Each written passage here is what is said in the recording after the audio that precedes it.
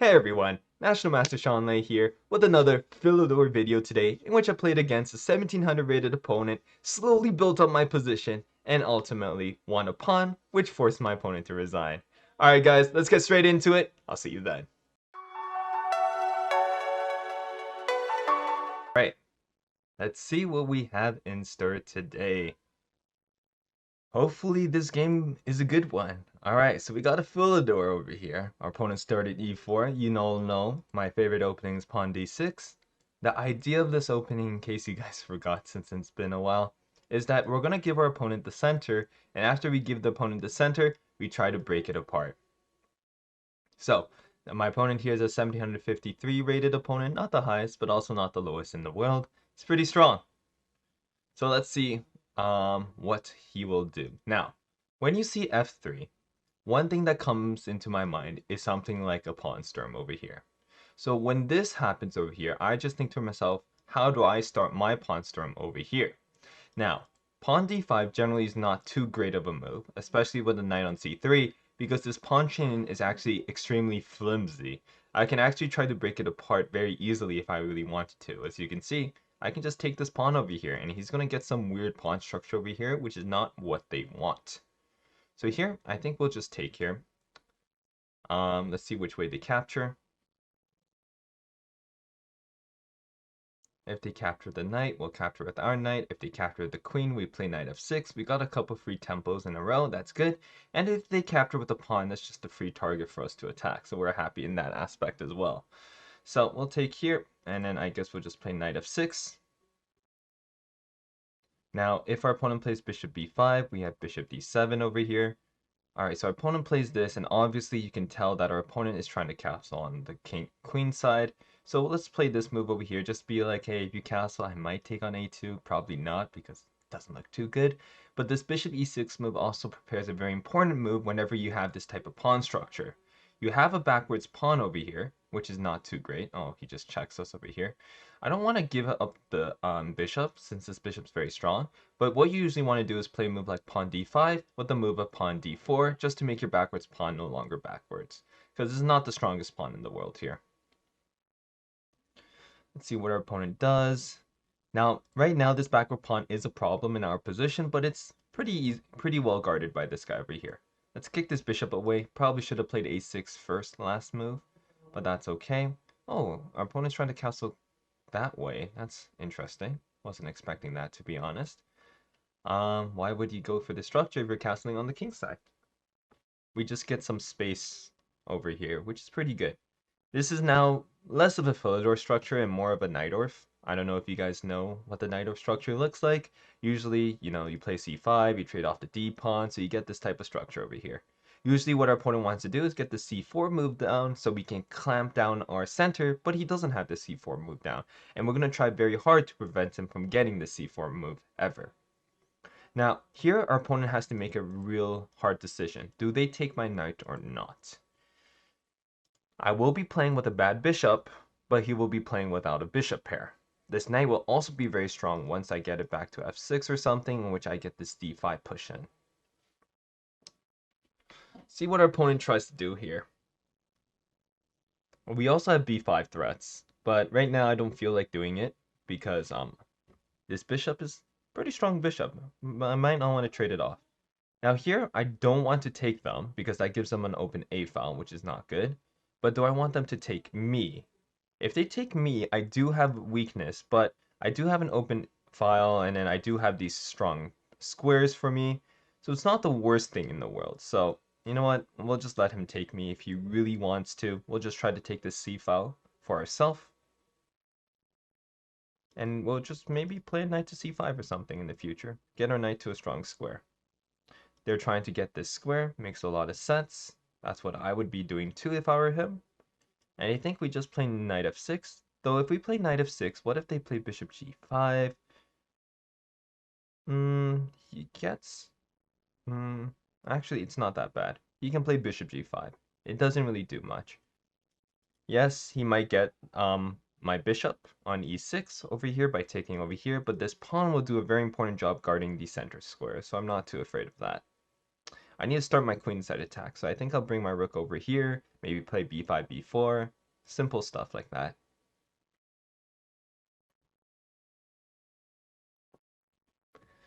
So opponent's playing quite well here. He didn't make any major mistakes. King h1's a nice prophylaxis move. Make sure I don't have any silly forks with the queen in this position. Makes a lot of sense. Do I want to play queen c6 or something, or rook d8? Rook d8 threatens d5. Rook d8, he'll probably play something like that. Now I can play queen c6. He'll take. You know what, let's just play rook d8. It doesn't actually look too bad. It threatens something, which kind of forces him to capture me, or just lets me play queen c6. Now, I gotta be scared of something like bishop b6. That'd be kind of sad way to lose. So you don't want that to happen. Opponent plays there. Now, I'm not sure if he should have used this rook instead, to be honest. If I were him, I would have used that rook. Because that rook's not doing much. Unless he wants to play f4. But is that really a move he wants to play here? Not too sure. Now, don't want to play b5. That kind of overextends. So I think right now we'll just play the very safe rook c8. Threaten the c file if he ever moves this knight. He can't move the knight here anymore, I don't think. Because take, and then queen can take on c2. And again, he doesn't want to take here. Now, as I said before, we need to be scared of this type of threat, so we just avoid it with a move that we wanted to play anyways, which is this queen here. Because now we threaten d5. d5 is a very strong pawn push, and he can't even play this move anymore because we win the e4 pawn for free. Slow and steady wins the race, my friends. Not these silly, cheapo tactic moves. Don't like these very much.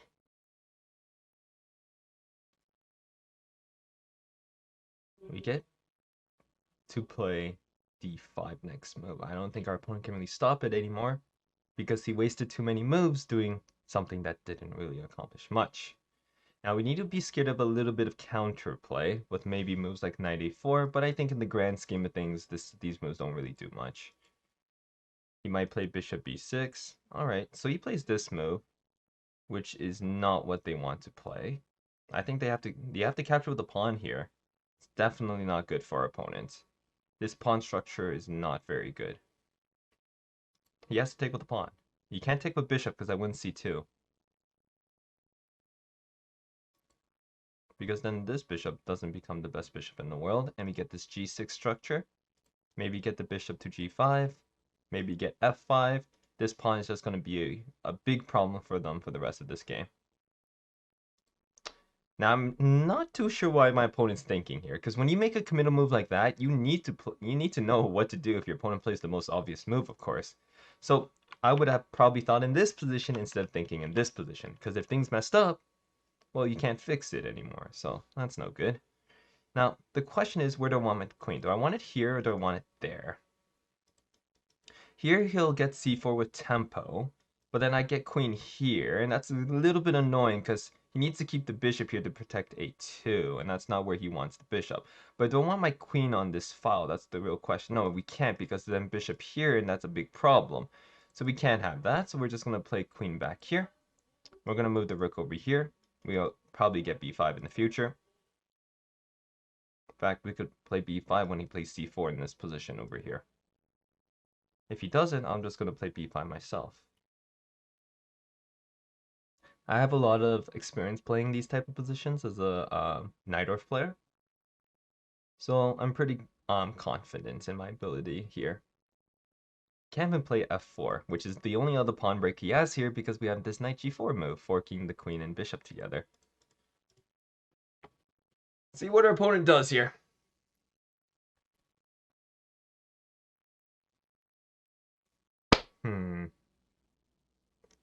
So he plays that. Now the question is, do we want to play b5 right now? b5, he'll play rook c1. I take, bishop takes, queen to a4, then they play pawn to b3. Nope, but then I can take on a2, but then they can play rook a1. Nope, I can't take on a2 because queen on f2 defending it. So b5 takes. What if I take with the a pawn, actually?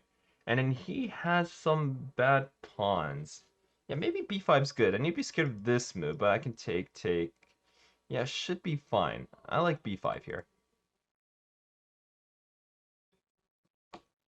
Because now we have what we call a minority pawn structure if they take us, which is one pawn versus two pawns here. And the idea here is we want to try to use this pawn to win these two pawns. And if we can do that, then our extra pawn in the center will help us win the game. We could do this, or we could have played, you know, the very simple pawn g6, knight h5, f5 ideas, just trying to gain space on the king side. But personally, I like to do queenside attacks more than kingside attacks because it's a lot more positional. And you guys all know I'm a very positional chess player. Now here I'm going to take back with this pawn over here. This is a little tiny bit weak, but one thing about this position here is I'm not really too scared about this outpost that my opponent can get because, well, he can't really use it because he doesn't have a knight or anything. Let's just swing the queen over here, just, you know, attack that pawn. He cannot bring the rook down because then we'll just take it. It's a free pawn, so that's pretty good for us. Our biggest problem here, in case you guys haven't noticed, is probably still our bishop over here, but it'll come out eventually. We'll move like the knight back, maybe get the bishop out here sometime. And it's not the most useless piece in the world. It's still defending d6, so still has a purpose in its life. What more could you want? He's thinking about playing rook d1, but he's thinking about the consequences of me taking with my rook over here. Because then he has to take back with the bishop, and then I get the open file anyways. So he probably wants to play a move like maybe queen d2. It's probably what he's thinking about right now. But he can't think too long because the time's running out. Alright, so he gives me the pawn. That's a little bit suspicious. He's trying to play bishop h6, but I have the very simple bishop f8. Is there a tactic here I'm not seeing? I don't know. It looks like a free pawn, and you know what they say in Shantown? Pawn is a pawn is a pawn, so we'll take the free pawn. Threatening the bishop, so he'll play bishop h6, trying to go for a cheapo. And then, I don't know, should I actually move the bishop to f6? Where it's more active, because this long diagonal might actually be useful. Personally, bishop f8 has always been my jam, but bishop f6 looks pretty decent here, so I guess we'll just play it. Bishop f8 is just a little bit safer though. Because here maybe he has some f4 ideas, and then the bishop is being attacked. But it's more active though. I'm a very passive player, so I think we'll just retreat here to f8, where life is safe and sound, with the idea of just playing king here next. Or maybe even just pawn g6. So say, hey, that's straight off pieces, my friend. Opponent's attacking this guy over here. Makes sense. I think we'll just retreat. Make sure we don't blunder anything silly. This bishop also does a job of defending d6 as well, so... We want a pawn, fair and square. Now, the rest of the game is just about converting, making sure opponent doesn't win any pieces back. That'd be pretty bad if they could get a piece back. But I think we got this in the bag. Now, if we play bishop e7 here, he's just going to move the piece back, which is annoying, to that square. So actually, I think we play bishop f6 in this position. Still. He gets some really strong light squares, though. Okay, we play bishop e7. If he comes back to h6, we play g6. Now, he can take and try to play good bishop versus bad bishop, but I am up a pawn. He does have an all-powerful bishop, though. He is getting a little bit of counterplay, which I probably shouldn't be giving. If I had more time, probably be calculating here. But that's okay. We'll just play this out. Because something that's scary here is maybe if they take and then we take and maybe pawn f4 right away. No, but he doesn't gain a tempo because we can take over here. Wow, my opponent just resigned here. That's interesting. All right, on the side over here, it says 0 mistakes, 0 blunders, 0 missed wins. So that's pretty good. But let's see how we could have played better. Because we can always improve, no matter how well we played. Alright, it says I had a 94% accuracy over here, which is pretty decent if I do say so myself, but my opponent didn't play too badly himself. He had an 86 percentile.